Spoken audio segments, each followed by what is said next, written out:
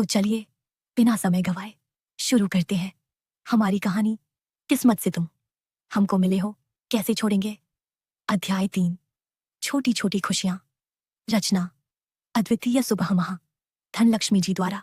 पिछले अध्याय में हमने सुना कि किस तरह से शिक्षा और उनका भाई आगमन आपस में लड़ रहे थे, तो वही उनके पिता अरविंदाक्ष जी खामोशी से अपनी भार्या परिपूर्णा जी को निहार रहे हैं, जो कि हर रोज की तरह आज की सुबह से ही अपना सिर पीट रही है।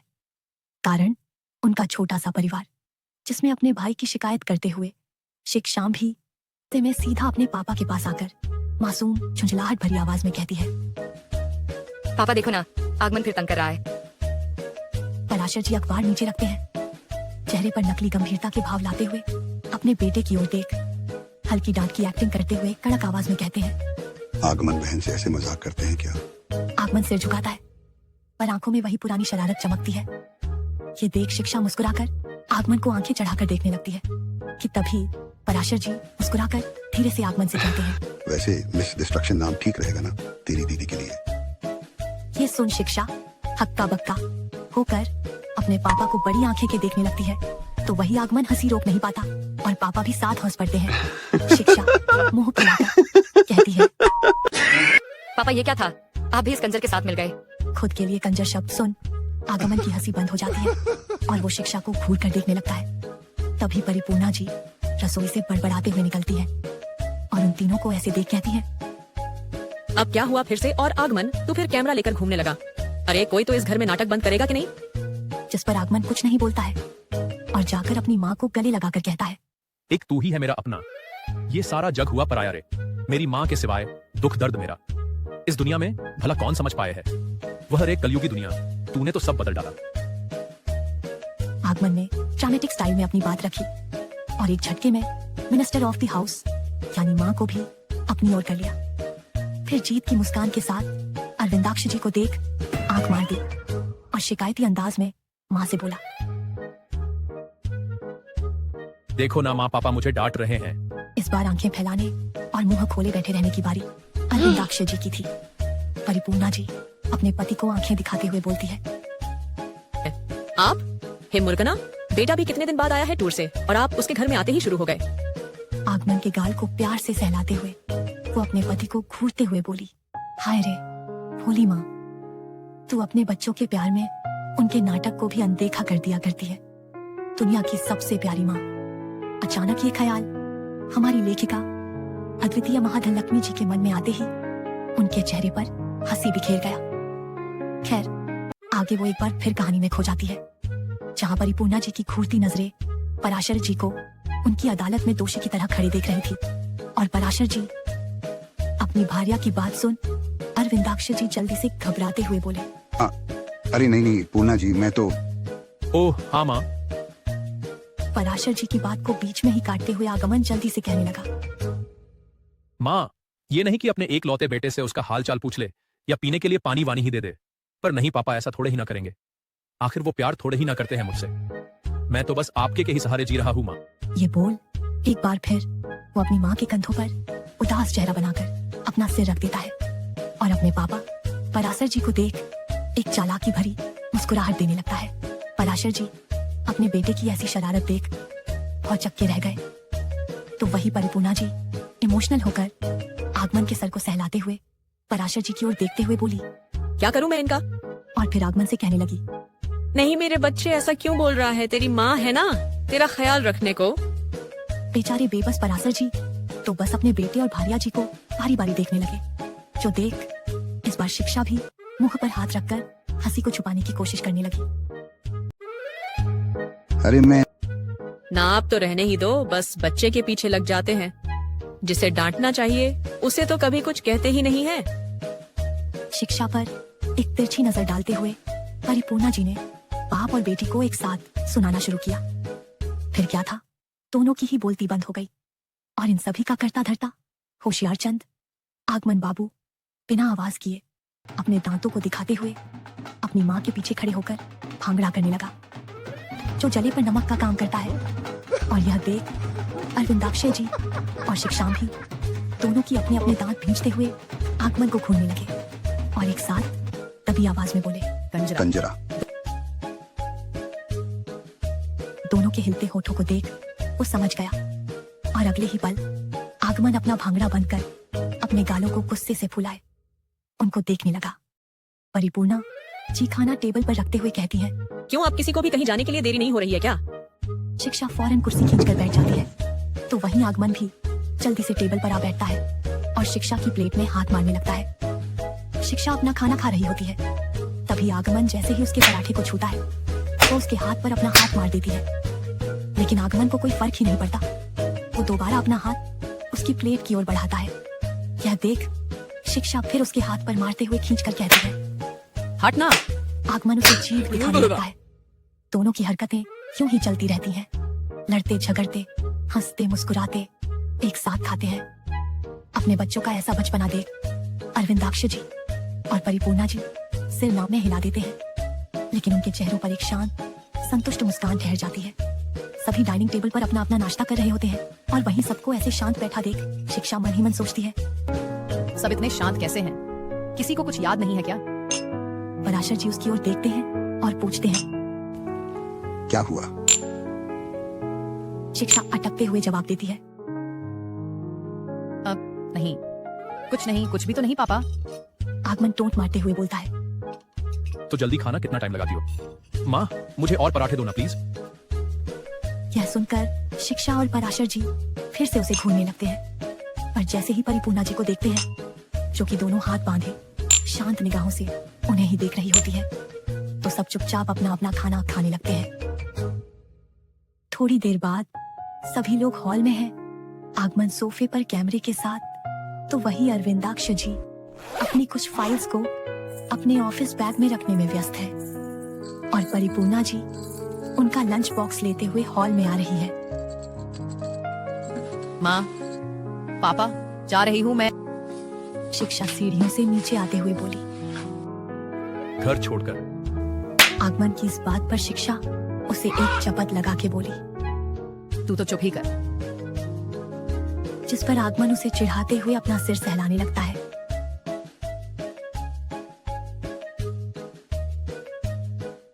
शिक्षा अपने पापा की ओर देख पूछती है,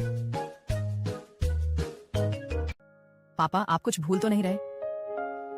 पराशर जी के हाथ रुक जाते हैं और वे उसे देखते हुए पूछते हैं, क्या बेटा? कुछ नहीं। बोल हल्की उदासी के साथ आगे बढ़ जाती है। अपनी माँ के पांव छूते हुए उनसे कहती है, माँ, आप तो कुछ नहीं भूल रही ना?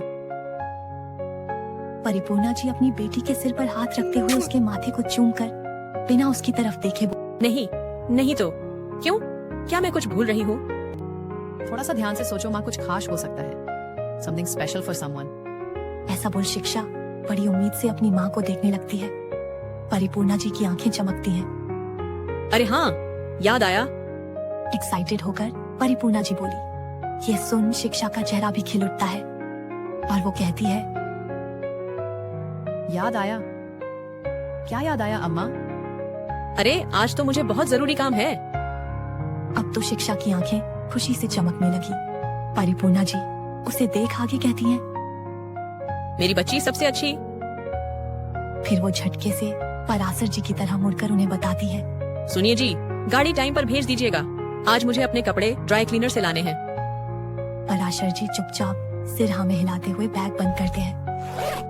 दरवाजे पर खड़ी शिक्षा ये सुन बड़ी उदास हो जाती है और सिर झुकाकर जैसे ही पीछे पलटकर जाने को होती है, बेटा सुनो। तभी पराशर जी की पुकार सुन उसकी आंखें फिर बड़ी हो जाती है जी पापा। और होठों पर मुस्कान सजाए बोलती है, अरे शिक्षा बेटा, मैं पूछ रहा था कि आर यू श्योर आप चले जाओगे ऑफिस खुद से या कार से छोड़ दूं? होठों की मुस्कान जो खींचकर सीधी लाइन में बदल गई थी, एक फिर छोटी हो गई। नहीं, मैं चली जाऊंगी पापा। धीमे से शिक्षा माना करते हुए कहती है। अपनी प्यारी बहन को ऐसे उदास देख मूड को लाइट करने के लिए आगमन ने शरारती मुस्कान के साथ कहा, क्या पापा जी आप भी ना? रहने दो, अब तो शिक्षुदी बड़ी गाड़ी में घूमेंगी। वो नहीं बैठने वाली आपकी ओल्ड मॉडल कार में। अब आफ्टर ऑल आपका होने वाला जमाई राजा द ग्रेट सिसोदियास जो है, भला उनकी बड़ी बहू अपने खानदान की नाक नीचू कैसे होने वाली? परिपूर्णा जी ने हैरानी से कहा। तुम ऐसे बोल रहे हो आगमन, जैसे ये कोई बड़ी या रहस्यमयी बात हो। हम सब जानते हैं कि वो मुंबई के मशहूर अमीरों और वर्ल्ड टॉप 3 बिजनेस मैन में शामिल हैं। इसमें नया क्या है? आगमन उनकी बात सुनकर उनका हाथ पकड़ते हुए धीरे से उन्हें सोफे पर बैठाते हुए गंभीर स्वर में कहता है, माँ, बात सिर्फ इतनी नहीं है। अम्मा, ये लोग असली सिसोदिया वंश के वंशज हैं। क्या? क्या? दो अलग अलग आवाजें एक स्वर में हैरानी से गूंजी। आगमन चौंक कर अपने कान में उंगली करने लगता है और कहता है, हाँ माँ, पापा जी, सही सुना आप लोगों ने, पर मेरे कान के पर्दे हिला दिए। अपने काम को ठोक बजाकर देखता आगमन कहता है। तू चुप कर और आगे बता। परिपूर्णा जी अपने बेटे को अपनी ओर खींचते हुए बोली, जिस पर आगमन ने बताया, अम्मा, जैसे आप सब जानते ही हो कि सिसोदियास वंशज में महान राणा हमीर, राणा कुंभा, राणा सांगा और राणा प्रताप जी जैसे अनायासे अनेकों वीर महानायक हुए हैं। हाँ, लेकिन इससे हमारे दामाद जी के परिवार का क्या लेना देना है? अब पराशर जी भी चौंक कर परिपूर्णा जी के पास बैठ जाते हैं और पूरे ध्यान से आगमन की बात सुनने लगे। है पापा जी, अब जानते हैं। पर भारत के इतिहास में बताया गया है जो कि मेवाड़ का सिसोदिया वंश, जिसे मेवाड़ का घराना के नाम से जाना जाता है, उन कई राजपूत वंशों में से एक था जिन्होंने मेवाड़ साम्राज्य पर शासन किया था। सिसोदिया राजवंश की जड़ें 12वीं शताब्दी के गुहिल राजा रणसिंह के पुत्र राहापा से जुड़ी हैं। फिर बाद में राणा हमीर, जो गुहिल वंश के वंशज थे, जिन्होंने ने 14वीं शताब्दी में मेवाड़ पर शासन किया और सिसोदिया वंश की गौरवशाली नींव रखी थी। और अम्मा, आपके अग्रिम सिसोदिया हमारे देश के रियल सिसोदिया वंशज, जिसमें राणा हमीर, राणा कुंभा, राणा सांगा और राणा प्रताप आते हैं, उनकी ही वीर पीढ़ी है। आपके होने वाले दामाद अग्रिम प्रताप सिंह सिसोदिया। ये बताते हुए उसकी आवाज में एक अलग सा जोश, चेहरे पर शान और आंखों में उन वीरों के लिए सम्मान भाव साफ साफ झलक रहा था, जो वह बैठे परिपूर्णा जी और पराशर जी देख सकते थे। लेकिन जब आगमन ने अपनी बात खत्म करते हुए एक गहरी सांस लेकर उनकी ओर देखा, ये तो उसकी भवें ऊंची उठ जाती है। परिपूर्णा जी और अरविंदाक्ष जी के तो होश ही उड़ गए। दूसरी तरफ शिक्षा को तो अभी भी कुछ समझ नहीं आ रहा था। वह घर के दरवाजे पर खड़ी सबके चेहरे ही देख रही थी। आगमन फिर बोला, गर्व और प्रसन्नता से फूलकर मेरे तो हाथ पांव ही चौड़े हो गए हैं। और हाँ अम्मा बाबा, अगर मेरी बातों का विश्वास नहीं तो आप खुद भी इन बातों की सच्चाई के सबूत देख सकते हो, क्योंकि आज भी भारत के राष्ट्रीय संग्रहालय में सिसोदिया वंश के बारे में कई ऐतिहासिक किताबें मौजूद हैं, जो कई इतिहासकारों और शोधकर्ताओं ने इस वंश के इतिहास, शासन और संस्कृति पर सफरिंग के दौरान मैंने भी भारतीय राष्ट्रीय संग्रहालय की वेबसाइट और पुस्तकालयों में उपलब्ध पुस्तकों की सूची देखी थी। बल्कि कुछ किताबें तो आज भी हैं मेरे पास। लेकिन दुख की बात तो यह है कि ये सब हमें स्कूल में नहीं बताया जाता। मुंह लटकाते हुए वो चुप हो गया।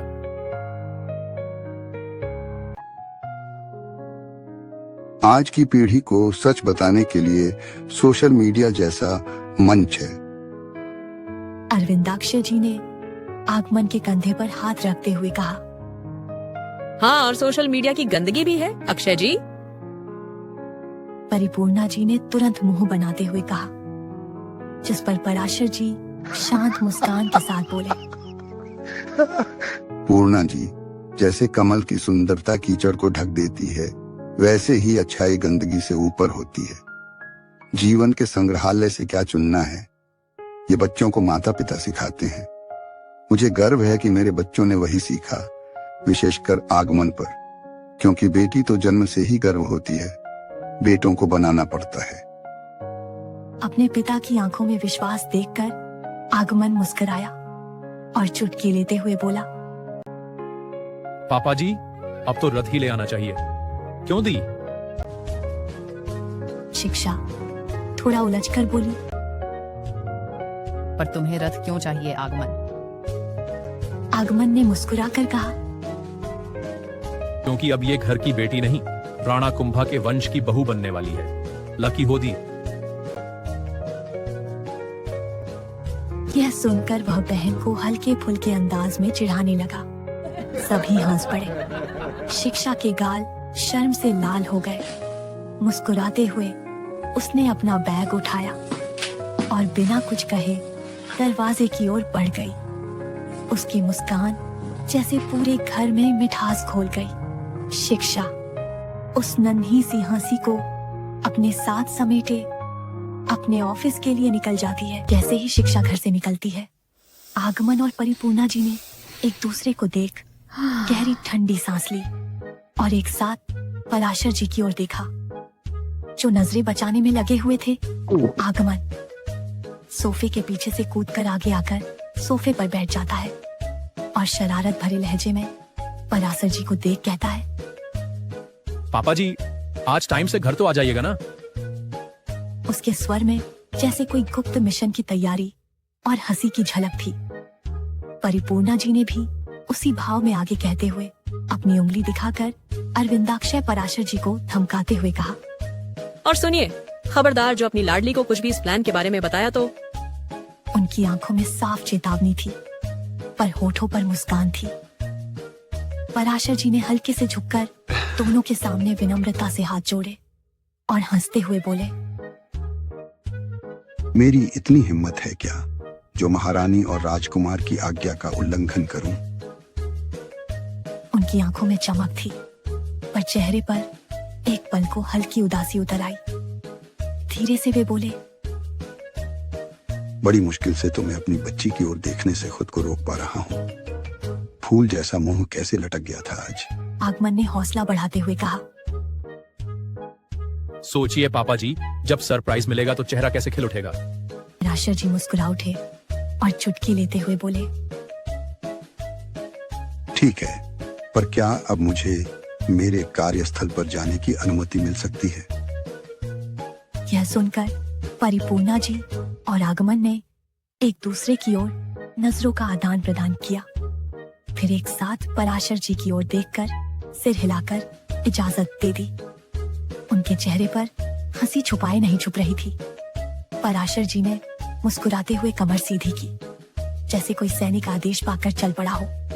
सिर झुकाकर गंभीरता से बाहर निकले।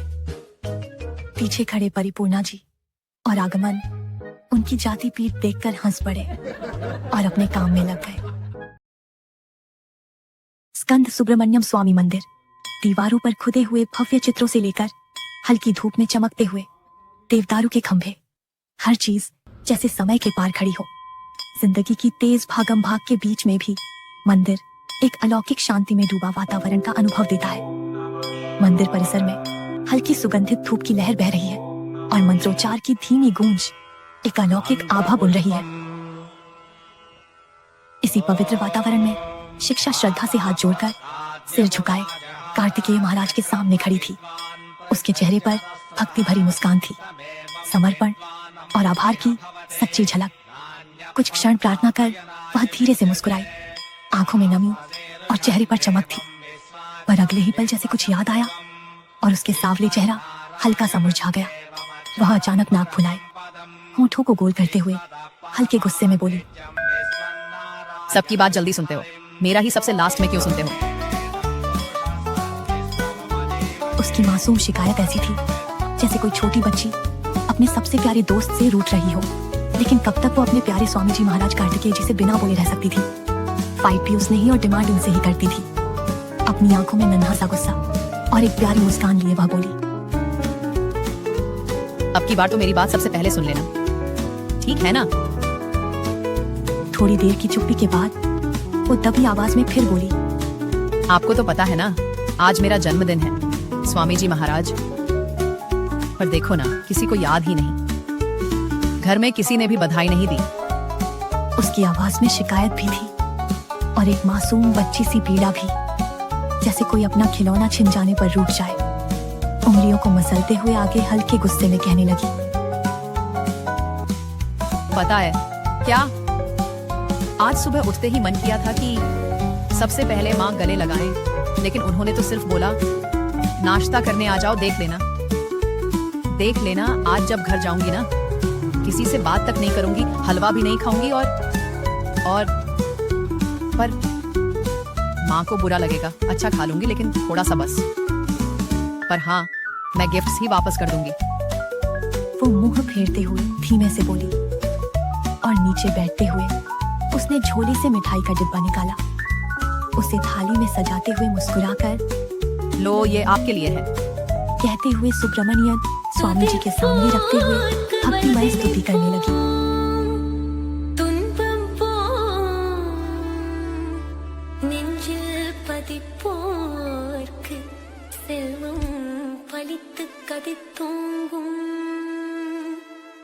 நிஷ்டையும் கை கூடும் நிமலரருள் கந்தர் சஷ்டி கவசந்தனை அமரரிடர் தீர அமரம் புரிந்த குமரனடி நெஞ்சே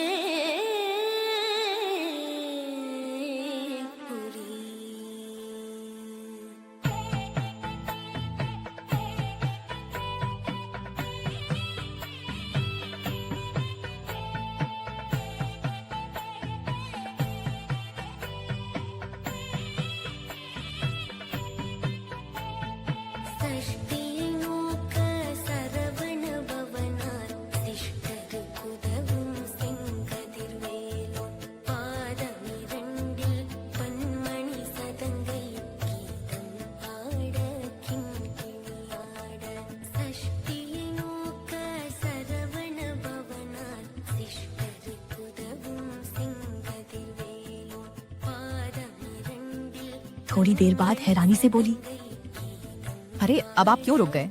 ये सारे लड्डू आपके लिए ही तो लाई हूँ। उसकी आवाज में उत्साह और आंखों में गहरी श्रद्धा की चमक लिए आगे कहा, क्योंकि किसी और को याद हो या ना हो, लेकिन आप कभी नहीं भूलते हैं मेरा जन्मदिन। क्यों? सही कहा ना मुर्गना? फिर अपने स्वामी जी को देख आंखें घुमाते हुए बोली, क्या? मुझे कैसे पता चला? यही सोच रहे हो ना? तो सुनो। वो खिलखिलाई और नटखट अंदाज में बताने लगी, इतनी भी पागल नहीं हूँ, सब समझ आता है। अब देखो, हर दिन आपके पास आने का टाइम नहीं मिलता, तो कभी ठीक से दर्शन नहीं होते, तो कभी कुछ तो कभी होता ही रहता है। और आज देखो कितना टाइम मिल गया है। इतना समय कब मिला कि आपके दर्शन कर पाऊं और इतनी सारी बातें कर लूं, लेकिन आज टाइम ही टाइम है, मानो कि समय ही रुक गया हो। ये सब आपकी मर्जी से ही तो हो सकता है। मैं सब जानती हूँ, आपको कोई संकेत देने की जरूरत नहीं है स्वामी जी महाराज। जीवन का प्रत्येक समय उसके लिए अनमोल रहता है। अपने आराध्य के मौन संकेतों को समझते हुए इस बार भी उसका जन्मदिन बिना कहे ही खास बन गया। हल्की मुस्कान के साथ उसने कार्तिकेय जी की ओर देखा और नजरों से लड्डू स्वीकार करने का इशारा किया। शिक्षा मंदिर के गर्भगृह में बैठी दोनों हाथ जोड़कर आंखों में कृतज्ञता और होठों पर एक धीमी प्रार्थना कर सुब्रमण्यम कार्तिकेय महाराज जी को निहारते हुए बोली, हे मुर्गना, जीवन में जो कुछ दिया उसके लिए आभार। आगे भी वही देना जो मेरे लिए सही हो। वह अब भी बोल ही रही थी कि तभी एक कठोर और भारी आवाज गूंजती हुई कानों में पड़ी, मानो हवा में घुलती कोई दिव्य फुसफुसाहट हो। उसकी इच्छा के बिना ना पड़ता है। ये संसार भी उससे ही चले। वायु का स्पंदन उसी का उपहार बने। वही सत्य है, वही सबको मिले। जो घटे उसमें निहित उसकी योजना चले। जो भी करे कारण पूर्ण उसमें हर संशय समुच्चय में रची है सच्ची साधना। दृढ़ रहे विश्वास की आराधना। शिक्षा की आंखें चौड़ी हो गईं। एक सिहरन उसकी पीठ से होते हुए पूरे शरीर में दौड़ गई। हवाएं चल पड़ी, दियों की लौ थरथराने लगी और मंदिर की घंटियों की मंद-मंद गूंज वातावरण में घुलने लगी। उसने तुरंत अपने चारों ओर देखा और एक जगह जाकर उसकी आंखें जम गई।